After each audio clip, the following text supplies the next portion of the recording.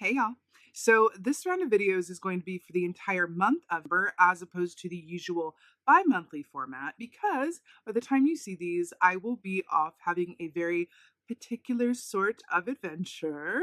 If you want to hear a little bit more about what that could possibly be, I will be posting a This Is Me update, which is a series about my own personal lifetimes and shenanigans. The title of that video will be This Is Me, Bon Voyage. So take a look if you are curious. And then for October, we'll be back to the bi-monthly format. And you'll also have your couple month ahead Mabon and Samhain October ahead videos coming at you as well in September. Hey Scorpios, how y'all doing? Welcome. We're going to be taking a look at your number general reading here.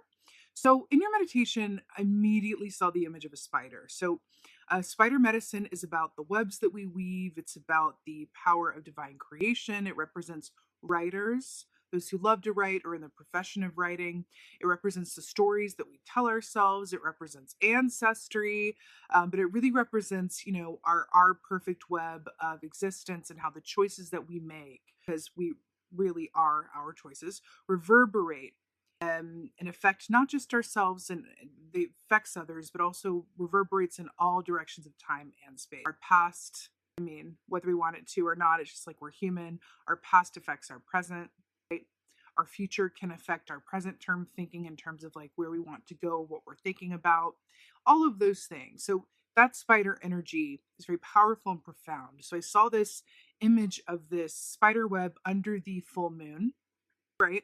And then I saw all of, just go with me here. It's going to get a bit dark, Scorpio, but I think you can. I saw the images of all of these grasshoppers that were long deceased hanging off of this spider web under the light of the full moon. Like the spider web was stretched between like two big trees, very big.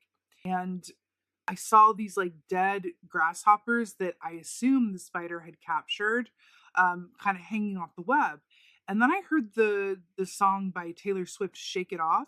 And I saw all of them kind of shaken and falling from this web. Now, grasshopper energy is like full energy. It's fresh starts, new beginnings. And why do I feel like they were ideas or beginnings that never quite got off the ground or never got sorted, or ideas of where you thought you were going and would be kind of falling to the ground and thus liberating you. And then I saw this spider crawl up to the top of the web and was kind of looking at me, that I'll get there in my own way and in my own time. I write. And then I saw the image and it said, and until then. And then I saw it kind of wrapping itself as like a mummy, kind of like regenerating its own like life source through preservation. Fascinating.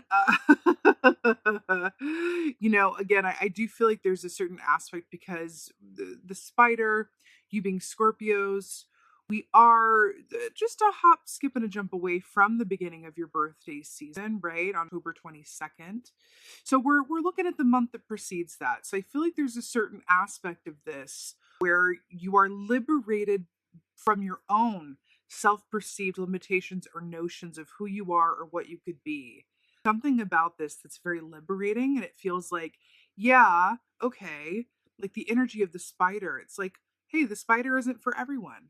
The spider, much like Scorpios, no shade, I'm a Scorpio moon, okay, instills fear or discomfort in a lot of people, but that's all right, because it only allows spiders to be, or Scorpios, more aligned with those who are able to really get them and vibe with them. So it's like, why make time or room for those trying to comply to others' ideas or be liked or fit in, when really it's about attracting those who really get you into your web, honey, not seeking out others. Something in that for you, and it feels very powerful, and I'm very curious to see what your cards say. So let's take Hey Scorpios, let's go ahead and see what your animal energy is for the month of right. So here we have the shark. Fascinating. This is Capricorn energy here, because even though it's water, it does equate to that of the devil and the tarot, which speaks of an emphasis on the physical aspects of your experience, right? But there's also an aspect of fear and shadow work that comes into play with shark energy. So the tagline for shark energy would be, abundance lies on the other side of fear. Abundance lies on the other side of fear. That's shark medicine. So I feel like there's something in this around the way that those grasshoppers were just kind of released from that web, ideas that never took root, or relationships that were never fully formed or not right for you, ideas that you had about what kind of work you did. Something to do with this is being released from the web. And it's almost this aspect of like when we talk about animals that, alienate some and attract others. I think shark fits right in line with that, right? So something to that. But there is this beautiful aspect of like shadow versus light. I do feel like you're entering into a time of regeneration and repurposing. I do. I feel like you're reconstructing the web in some way, shape, or form. What's going on? There's also a lot of, power and purpose and navigation inherent in the shark's energy as well. It's very powerful energy. Right. So you have the Four of Swords. So we definitely saw you making a cocoon of yourself. And if there was ever an equivalent to a cocoon in the tarot, would be the Four of Swords, which is about taking time out to regenerate, recoup, and rest. Literally just talking about that. You're readying yourself for something, whether this is intuitively guided or consciously, done. You are regenerating and preparing yourself for something. You're building momentum around something. Remember when I saw the web was stretched, the spider web in the meditation was stretched out between two big trees? Coming in here again. Something about that. You are readying thyself, regenerating. Sometimes when we're intuitively called to do that, even if we don't necessarily feel like we, have a conscious reason to, like, I haven't been doing like too much. Why do I feel called to do this? That's usually because there's a period of activity coming and the universe or your guides are trying to prepare you and saying like, hey, trust me, you want to rest right now because what's to come, you're going to need your energy. And it feels incredibly exciting in that way. So now we have the Queen of Cups, you in your feminine form. I forgot to mention, if you know me at all, you know that when you get an animal of your same like element, that is a synchronicity, kind of kissing the entire reading, saying like, hey, this is a potent and magical time for you. So water energy for the shark, which is water. So beautiful. And now you have the Queen of Cups, more water. So the Queen of Cups is an emotionally full queen who is so connected into her intuition, right? She feels things deeply so that she has full access to her intuitive life and body. So she always comes from a place of feeling, and that is her personal compass, right? I want to talk about this briefly because Queen of Cups in particular, when we talk about following the feeling, and I think you'll be able to relate to this as a water sign. When we talk about following our feelings, our head has its place and purpose, but it can really get in the way. And we can have a lot of fear coming from our head, right? The scripts, the stories, back to that writer aspect that we tell ourselves or that we've been told by others, right? These ideas, quote. When we follow a feeling, that is the most powerful energy source and navigational system that we can possibly have because it has the ability to supersede any of our thoughts or any of our aspects of ourselves that get in our own way. It completely surpasses the practical mind and goes, no, my intuitive body is telling me to do this. And so even though I don't know how it's going to go, and even though it may seem crazy to other people, or even to me, right, I must follow feelings. And I'm telling you, and I can tell you from personal experience, that following your feelings, when they're your feelings, right, when they're not, the fear or surges or whatever else, that when you're really truly tapped in to your intuitive emotional body and you follow your intuition, not your fear, not your whatever have you, but your intuitive emotional body, and that is your navigational purpose, that's your navigation system going, that you are in alignment. And what's really interesting about this as well is that the Four of Swords speaks of the swords are air energy. They rule our mind, our thoughts, our communication. So the fact that you got the Four of Swords, which is an aspect of being at rest, she's kind of holding the cup up saying like, I got it from here, sweetie. So she's like holding up a cup to him. He's like sleeping. She's like, I got it from here. Right? I feel like you're moving from your intuitive emotional body and your mind is not necessarily an active part of it. I do feel like your subconscious is. He's sleeping. That's when our subconscious comes to the forefront. but I feel like it's your intuition and your emotions that are the forefront of your experience, and it's aligning you in ways that are different than maybe how you've experienced before, or maybe that you haven't experienced since you were younger, right? And stepped too fully into a sense of practicality or self-perceived limitations. Right. Fascinating. So we have strength here, more trees in the darkness. So strength, traditionally speaking, I wrote about this in this newsletter, actually, that this was the energy for this was strength. So it is Leo energy. You know, strength is about us doing the right things over the easy things. It's about choosing love over fear, which is coming up here as well, right? There's also aspects of the strength key that speaks of vulnerability. You know, I always hear Brene Brown when she says that true strength is vulnerability. True strength is allowing ourselves to be seen and soft and vulnerable and open and unprotected. I just felt some of you guys through this video go, nope. That sounds awful. I'll pass on that. The thing is, that is the true source of your success and of your potential, or those softer aspects of you, especially as a Scorpio, right? You guys are hardwired to protect those parts of you, because when you get hurt, you feel it more, in opinion, you feel it more deeply than any other sign, in opinion. But that's also when you think about your ruling planet, when you think about your makeup as a Scorpio, that makes a lot of sense, because you have access to the darker, deeper parts of the human experience than the other signs in this way. So again, when you get hurt, when you allow yourself to trust people, which is difficult anyway, but as Scorpios, you know, you guys have a lot to do with the secrets and shadows of the human experience, right? So there's an aspect that you're very intuitive. So you're also able to get people's number pretty quickly. So it's very difficult to go like, okay, I trust you. I'm actually opening myself up to you, because the greatest act of love you can possibly give out to yourself and to others is to allow someone else to be in the position to break your heart. There is no greater compliment that a Scorpio can give than allowing someone else to hold that power. That's the tea. And I feel like this is coming up for you. There's something about this, Scorpio. I feel like this is coming into the fray. You know, when I think about writers, back to that spider energy, when I think about writers, the best ones do that all the time in their writing. They make that writing is being vulnerable, because you're opening up your work, your heart, your head, your innermost thoughts, feelings, and ideas to others, to tear it down, if they will, or to, even worse, to love it, and then they expect things of you. But you know what I mean? There's something in this for you where it says, like, you are really being asked to open yourself and put yourself out there in ways that you haven't before.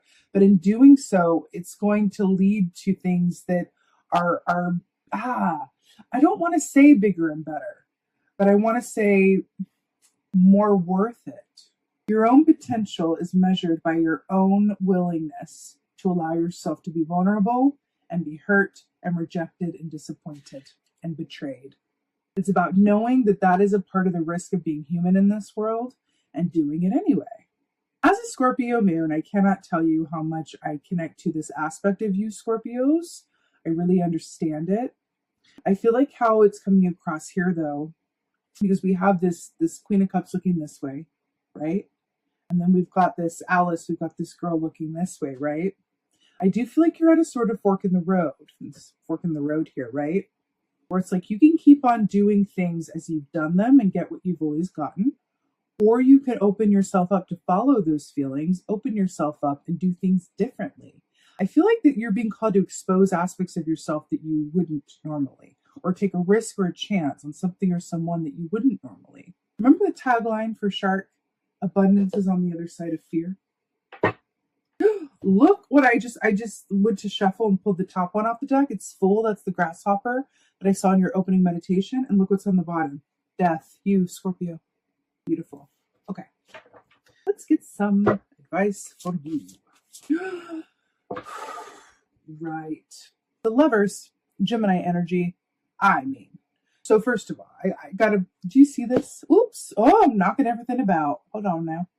Look at this. Do you see what I see? So she's looking this way.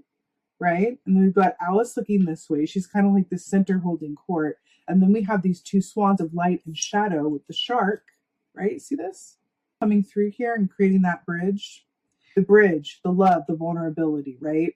So lovers, Gemini energy is about making love-based choices, choosing love over fear, which is very similar to the strength key, but in that strength requires that, you have strength even when you're afraid or when it's difficult. And the lover says, choose love in all things and you'll know alignment. Choose love in all things and you'll never have any regrets, right? I feel like, I'm getting a sense to actually, if you feel like supplementing this, watch the Gemini reading. Because I feel like that's holding hands with this a bit in the advice. I feel like there are aspects of the Gemini reading that are going to further expand this advice for you. Okay, feels like a little extra treat there, second dessert. Let's get an oracle. I'm feeling like wisdom of the hidden realms. But yeah, when that comes up as your advice, it's make love-based choices.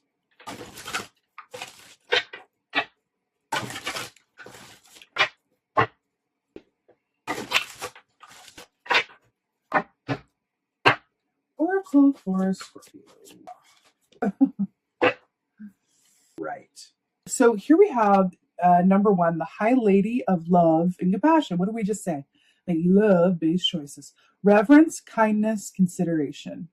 Reverence, kindness, consideration. Another lady in the woods between two trees, interestingly enough. So the High Lady of Love and Compassion, reverence, kindness, consideration.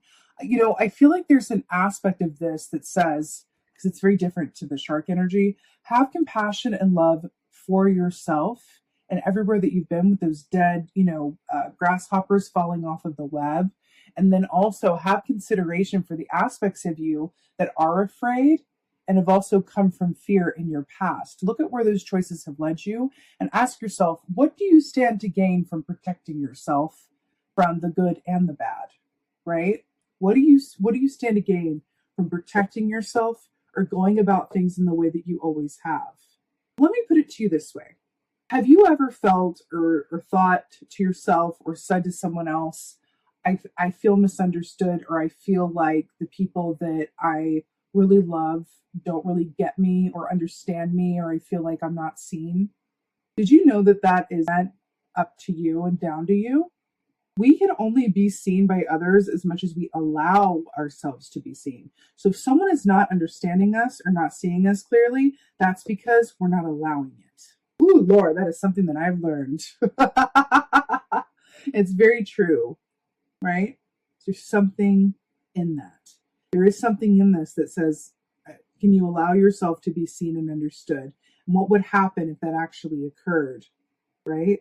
How would the stories that you tell yourself and that you've learned up into this point shift if that were to be the case? To see both sides of you, every aspect of you, right? Something about that. With that being said, my beautiful, beautiful Scorpios. Well, one more thing. I do feel like this as well. I do feel like you have a good support system. I feel like there's someone around you. It could be a family member or someone that's very close to you, a friend that feels like family, a partner that is truly encouraging you in this way. I do feel like you allow yourself to be seen by at least this person. And they are a great sounding board to go like, hey, I let this person see me and it didn't go horribly. I let this person see me and they didn't use it against me. Maybe I can do more of it. Something in that, okay? Anyway, I'm sending you so many blessings for her. I so hope that this helps and resonates. If so, please do let me know in the comments below. I love reading your comments. Please like, share, and subscribe. I would so appreciate that. If you are curious about what I am up to, by the time you're going to be watching this video, please check out This Is Me Bon Voyage video and get all the tea for yourself. And with that being said, just thank you. Thank you so, so much for being here. And as always, and most of all, thank you. Thank you for being you. And be well. Until next time.